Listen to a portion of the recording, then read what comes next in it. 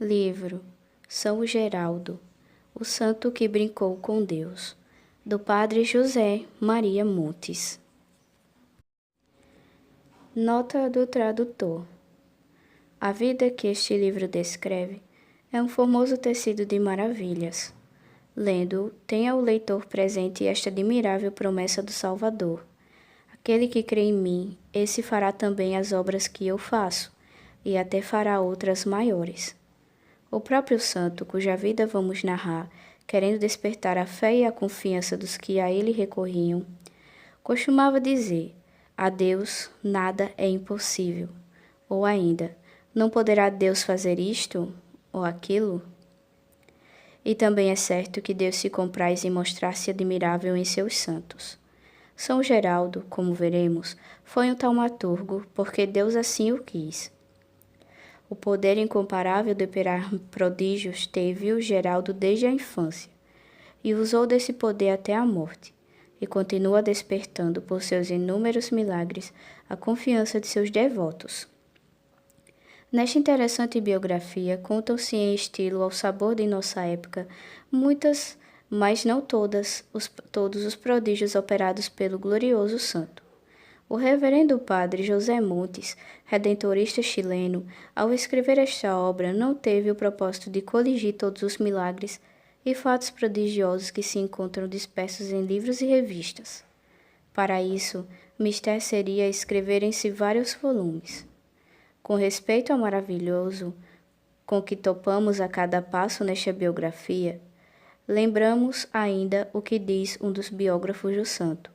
Se os milagres dão à vida de São Geraldo certo ar de lenda, a culpa é da vida que, pela abundância do extraordinário, apresenta mesmo um sabor de lenda. Outro geraldista adverte que a vida de nosso santo tem muitos pontos de contato com as vidas dos santos mais lendários, como São Colambano, São Francisco de Assis, Santo Antônio de Pádua e São Francisco de Paula. Advertimos, finalmente, que o autor, escrevendo este formoso livro, quis apresentar uma vida popular do grande taumaturgo, tendo por especial escopo despertar no leitor mais devoção e mormente mais confiança nesse grande consolador dos doentes, pobres e aflitos. Queira Deus que em nossa pátria, onde os missionários redentoristas vivem palmilhando cidades e vilas do Amazonas ao Prata, este seu santo irmão e poderoso protetor seja mais conhecido e venerado não só por seus milagres, mas também por suas heróicas virtudes. Insigne consolador nas aflições e necessidades temporais, São Geraldo, por seus exemplos e orações, continuará sendo um verdadeiro missionário, um salvador de almas. O tradutor. Primeiro capítulo. O pão milagroso. Erguia-se ali uma pequenina ermida, verdadeira joia de pedra. Sua torrezinha pontiaguda, seu teto de telhas enegrecidas, suas janelas de estilo romano, suas paredes simplesmente caiadas, era um sorriso de paz em meio aos bosques e rochedos de Capodignano. A porta não existia mais. Sobre o altar de granito, uma imagem da Virgem, talhada na pedra, recebia o peregrino e mostrava-lhe o menino Jesus. E o peregrino, naquela manhã de outono de 1731, era um pequenito de 5 anos. Magrinho, pálido, vestido pobremente, mas limpo em seu rosto e em suas vestes.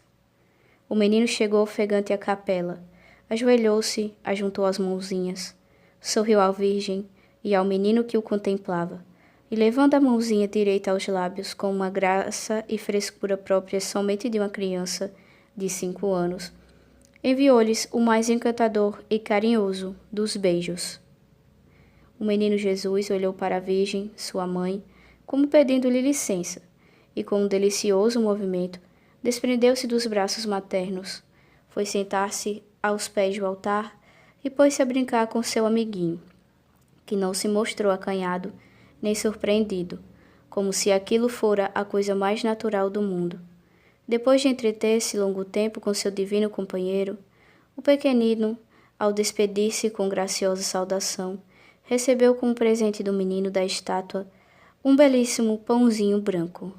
Saiu da capela, o peregrino, e passando sob os pinhais seculares e por entre os enormes rochedos da colina, chegou à casa de seus pais, em Muro. O menino chama-se Geraldo. Era o menor dos 4 filhos do casal Domingos Magela e Benedita Galela.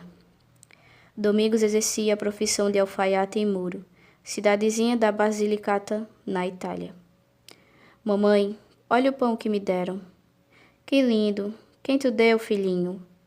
Um menino que estava nos braços de uma senhora muito formosa. Benedita julga que o filho de alguma família rica dera a Geraldo aquele presente. Beija o filhinho e leva o pão para a cozinha. Ali estavam as irmãs de Geraldo, Ana Isabel, Brígida e Isabel. A mãe deixa o pãozinho sobre a mesa, sem dar-lhe importância, mas a menina maior vê-o e pergunta: Mamãe, onde a senhora arranjou este pão? Um amiguinho deu a Geraldinho. As meninas tomam o pãozinho, apalpam-no, viram-no para um lado e para outro. Como é branco, como é macio. Isto não foi feito por padeiro de Muro, parece pão do céu. No dia seguinte, nosso peregrinozinho torna a passar correndo por entre os pinheiros e rochedos que margeiam o caminho da capelinha. Entre sorrindo, ajoelha-se, ajunta as mãozinhas e faz a saudação, que para ele é a suprema expressão de carinho, atirando um graciosíssimo beijo a seu amiguinho e à mãe deste. O menino Jesus, sem demora, como se estivesse esperando com impaciência o seu companheirinho de jogo, salta dos braços da estátua, senta-se no chão e felizes estão os dois a brincar. Geraldo tem, afinal, de voltar. Despede-se do menino e de sua mãe, que parece tão meiga, e de novo os rochedos e pinheiros vêm passar um menininho pobre, mais limpo, que aperta sobre o coraçãozinho um pãozinho que não saíra de nenhum forno de Muro. Outro pão, gritam as irmãs ao verem Geraldinho. Quem te deu? Um amiguinho que ainda nos braços de uma senhora muito boa. E onde moram eles? Não sei. Fui rezar na capela de Capodignano e um menininho pôs-se a brincar comigo, e ao despedir-me deu-me esse pão. As meninas pegam o pão, olham e apalpam. Como é branco, como é macio, que cheiro delicioso. Partem-no, provam-no quase com veneração. É tão gostoso, parece um doce, e um doce melhor que os melhores que mamãe Benedita faz para os dias de festa. Quem o terá feito? O menino que come coisas tão finas deve ser muito rico. No dia seguinte, cedinho, parte Geraldo para a capela, sem perceber que suas irmãs o acompanham de longe. O menino vai voando. Parece incrível que um menino de 5 anos possa correr tanto. São 4 quilômetros de Muro à ermida, e o pequenito percorre-os sem descansar e com pasmosa rapidez. As meninas quase não podem segui-lo. Dizia que uma força misteriosa arrastava Geraldinho. Vendo-o entrar na capela, elas se escondem. Geraldinho ajoelha-se, junta as mãozinhas e, sorrindo, manda seu graciosíssimo beijo. De repente, as meninas arregalam os olhos. Que é que estão vendo? Estão sonhando? Estão acordadas? Cerram fortemente os lábios para não gritar, e, apesar de tudo, a emoção arranca-lhes esta exclamação. O menino Deus, Nossa Senhora!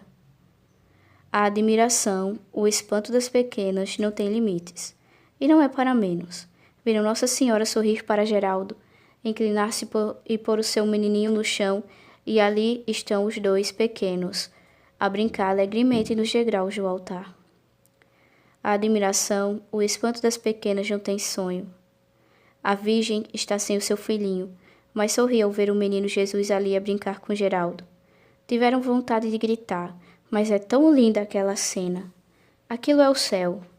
Geraldo brinca e ri, e está distraído, sem suspeitar o fantástico prodígio que aquilo encerra. Agora, os amiguinhos desprendem-se, o menino Jesus retira dentro a túnica um pãozinho branco do céu e entrega-o a Geraldo. Este, por sua vez, os saúda, mandando a Nossa Senhora e a seu filhinho beijos impregnados de carinho e doçura. Naquela manhã, Benedita Galela recebeu com profundo respeito o pãozinho do menino Jesus. E na intimidade do lar, toda a família comeu como algo sagrado e como se for uma comunhão. Aquele alimento celeste amassado pelos anjos para o amiguinho de Deus da ermida. Nada disseram a Geraldo, incapaz por sua tenra idade de compreender o prodígio. Para que tirar-lhe a simplicidade e a infantil candura? Anos mais tarde, sendo Geraldo religioso no convento de Diceto, disse um dia à sua irmã Brígida: Agora sei quem era o menino que brincava comigo e me dava o pãozinho branco na capela de Capodignano. E como sua irmã o convidasse a ir de novo àquele santuário para ver o menino e Nossa Senhora, exclamou: Não é preciso, agora sei que está em todo lugar. Mas não foi só naquela ermida que o menino Jesus lhe apareceu e lhe deu pãezinhos. Geraldo era muito bom e amável com os outros meninos, e estes procuravam a sua companhia para brincar e entreter-se com ele. Certo dia reuniram-se no belo parque da família de um deles. De que vamos brincar? De ladrões? Não, de guerra. De guerra já brincamos ontem, vamos ver outra coisa. Geraldo dá o seu palpite. Façamos, diz, uma procissão. Todos concordam. Os meninos tomam paus, ramos e flores e armam uma cruz que colocam entre duas árvores. Formam filas e muitos sérios e compenetrados vão cantando pelas avenidas do parque sob a direção de Geraldo, como se fosse ele padre, e aquilo uma procissão de verdade. À sombra de frondosas árvores, vão percorrendo as alamedas até chegarem à cruz improvisada. Ajoelham-se diante dela, rezam com infantil fervor, e de pé, muito sérios, ouvem um menino santo, que postado num ponto mais alto lhes dirige a palavra. Que terá pregado? A história não o diz, conta-se, porém, que de repente os pequenos ouvintes e o seu pregadorzinho viram que a cruz em pleno dia tornou-se mais brilhante que o sol. Toda a cidadezinha de Muro ficou envolta naquele celestial resplendor. Da cruz baixou o divino menino que presenteou a Geraldo com extraordinário pãozinho branco. Que lindo menininho! Onde é que ele se escondeu? Que é que te deu? Oh, que pão bonito, como é belo! Todos os pequenos estavam encantados. Não compreendiam que era um milagre. Miraram o pão, apalparam-no e com respeito comeram todos dele. Nesse ínterim, chegam os donos do parque e moradores das ruas vizinhas para ver o que era aquilo. Os meninos contaram-lhes o que acontecera. O que suas cabecinhas de poucos anos não entendiam, compreenderam os habitantes de Muro. Cravaram o olhar em Geraldo, examinaram os restos do pão misterioso, e cada um se retirou convencido de que o filho de Benedita era um prodígio.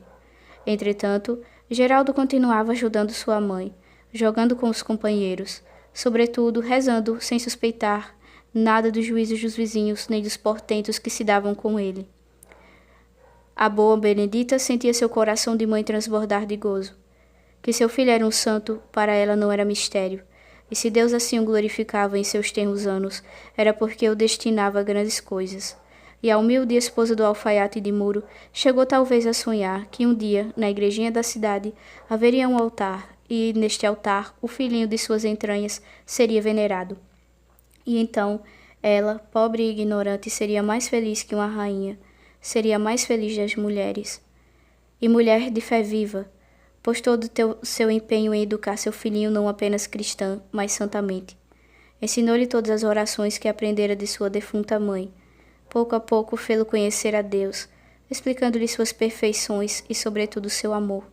Tudo que ela, pobre aldeã, sabia do Evangelho, e sabia muito, foi depositado com admirável carinho e simplicidade na inteligência e no coração de seu filhinho. Ensinou-lhe a ser humilde como o Deus do presépio, e mortificar-se e a sofrer como o Deus da cruz. Geraldo ouvia e não perdia nenhuma palavra. Sua inteligência, muito desenvolvida e perspicaz, assimilava todos aqueles sublimes ensinamentos. Toda a sua alegria era rezar, estar com Deus na solidão, e enquanto outros meninos brincavam, ele entretinha-se com aquele Jesus que sua boa mãe lhe fizera conhecer. Pobre, mas inteligente e preocupada com o futuro de seus filhos, Benedita matriculou Geraldo aos 7 anos, e por motivo nenhum permitia que seu filho faltasse à escola. Mais adiante, veremos quanto proveito tirou aquele que mais tarde causou surpresa e admiração aos mais sábios sacerdotes de Nápoles.